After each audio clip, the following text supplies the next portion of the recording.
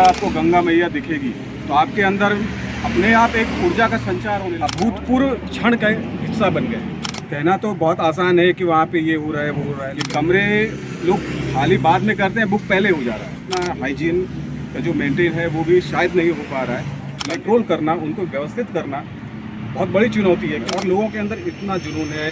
जो घटघटवासी है वही अविनाशी है, और अविनाशी होने की कामना लिए हुए, अमृतत्व की कामना लिए हुए लोग कुंभ जा रहे हैं। और कुंभ का मतलब ही घट होता है, तो भगवान है। कुंभ को भी भगवान माना जाता है। पुंडरीक रत्न जी हमारे साथ हैं, कैपिटल हेडलाइंस के हमारे साथी हैं। प्रयागराज कुंभ में ये भी पहुँचे, संगम में डुबकी लगाई। कैसा आपका अनुभव रहा, क्या बताना चाहेंगे? क्योंकि एक अलग तरह का एक्सपीरियंस सारे लोग बता रहे हैं। देखिए, सबसे बड़ी बात यह है कि भारतीय संस्कृति का अगर आपको एक जगह इकट्ठा देखना है वो कुंभ है।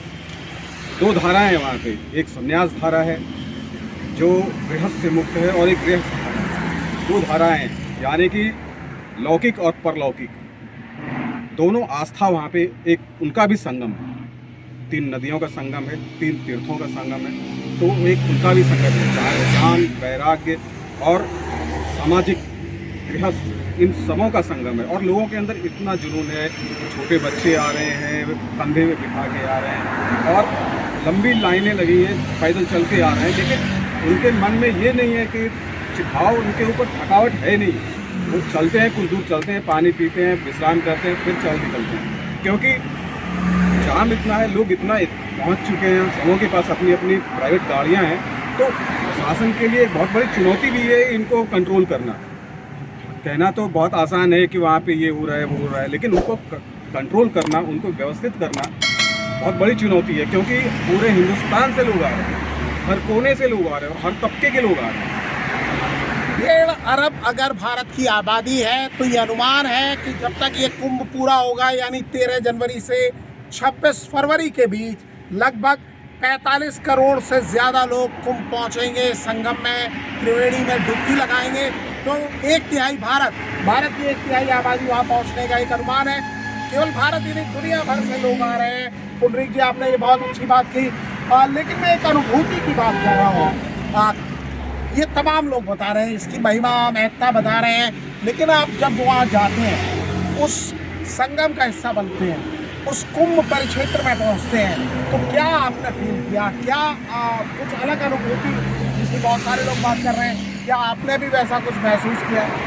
देखिए, जब आप संगम पे पहुँचेंगे, जब आपको गंगा मैया दिखेगी, तो आपके अंदर अपने आप एक ऊर्जा का संचार होने लगता है, और अपने आप एक खुशी का भाव आता है कि हम यहाँ पे इस अभूतपूर्व क्षण का हिस्सा बन गए। एक तो सबसे बड़ी एक संतुष्टि का भाव होता है। और सबसे बड़ी बात ये है कि आप जब लाखों लोगों को देखते हैं तो लगता है कि यार, बात वाकई कुछ न कुछ तो है, जो एक अलग अनुभूति हम भी उनके साथ शामिल हो रहे हैं, प्राप्त कर रहे हैं। एक तो ये होती है। दूसरी चीज़ ये कि आप स्पिरिचुअली अपने आप को बहुत करीब पाते हैं ऐसी जगह पे जाकर। एक अलग ही ऑरा निकलता है वहाँ पे। इतने साधु संत, इतने योगी आए हुए हैं, तो उनकी भी अपनी एक ऊर्जा वहाँ पे है। और बाकी ज्योतिष लोग बताते हैं या कि ग्रह चाल और ये सब, तो उनका भी असर है।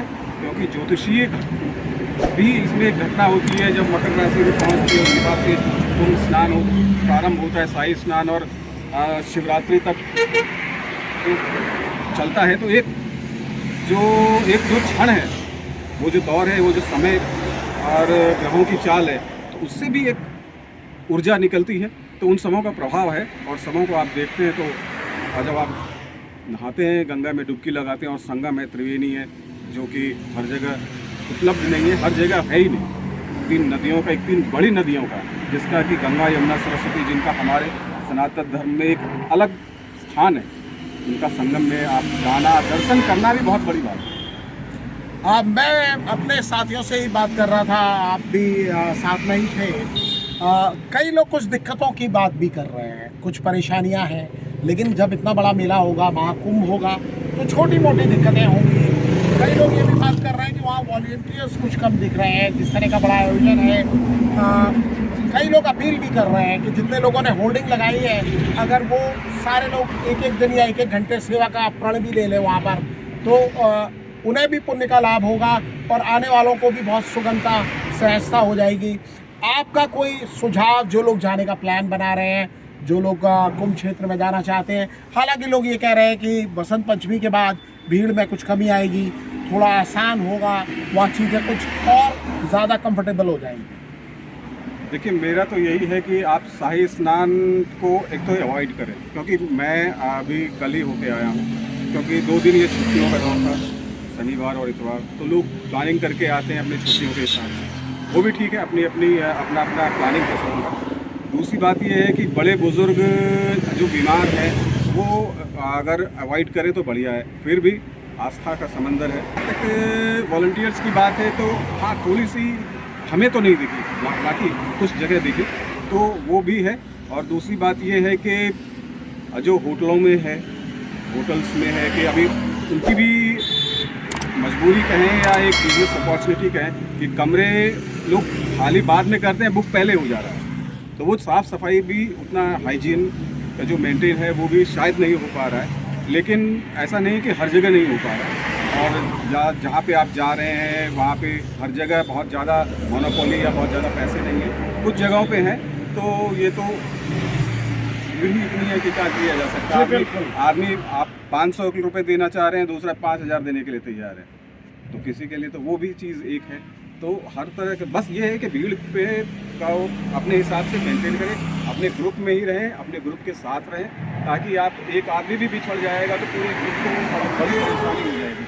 तो उसका ख्याल रखें, बीमारों को करें, और पानी वानी मेडिसिन अपने साथ लेके जाएं, और अपने ग्रुप को साथ रखने स्नान करें और फिर अपने साथ। वैसे बाकी सारी व्यवस्थाएँ बहुत ही उत्तम है, सरकार की तरफ से कोई भी कमी नहीं है, और आपने भी देख के आए हैं आप भी साथ में, तो ऐसी कोई दिक्कत है नहीं। सपोर्ट सबका है, पर यही आ जाएगी तो क्या किया जा सकता है। बिल्कुल, बहुत उत्साह है, बहुत उमंग है, और वहाँ तमाम लोग पहुँच रहे हैं।